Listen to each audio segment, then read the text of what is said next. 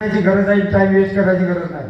खरोखर आज या अण्णांचा बाले किल्ला आहे, बाले किल्लाच राहणार या आश्वासन मी अण्णाला दिलेलं आहे.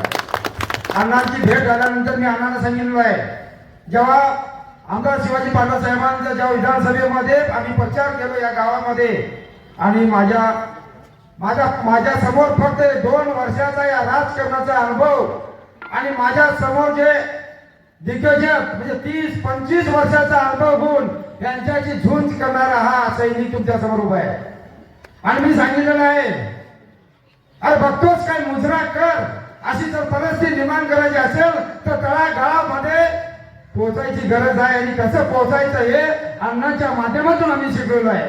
कुदनूर जिल्हा परिषदच्या अधिकृत उमेदवार ज्योतिताई जेव्हा आमच्या परिसरामध्ये आल्या होत्या, आमच्या संबोधित केल्या, त्यांना सांगितले मी 25 संघटनेचा अध्यक्ष आहे आणि आजी माझी सैनिक संघटना आणि या ग्रामस्थांच्या वतीने त्यांना मी एक आश्वासन दिलेलं आहे, हे भाऊ बहिणी तुमच्या पाठीशी आहेत, मागे वळून बघायची गरज नाही. आणि अण्णाला पण त्याच वेळी वचन दिलेले आहे की विधानसभेमध्ये या गावामध्ये 1 नंबरवरचं स्थान आम्ही घेतलेलं आहे आणि या जिल्हा परिषद आणि पंचायत समिती सुद्धा 1 नंबरवरतीच राहणार. त्याच्याबद्दल तुम्ही काही डाऊट घ्यायची गरज नाही, शंका करायची गरज नाही.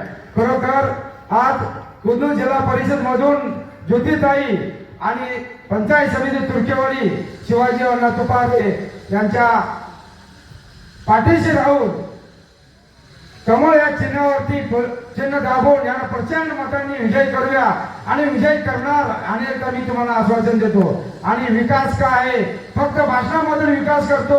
विकास काय आहे हे पाट्यावर बघून जावा. या तुर्केवाडीचं ऐतिहासिक नाव हे अण्णांमुळे पाट्यावरती गेलेलं आहे.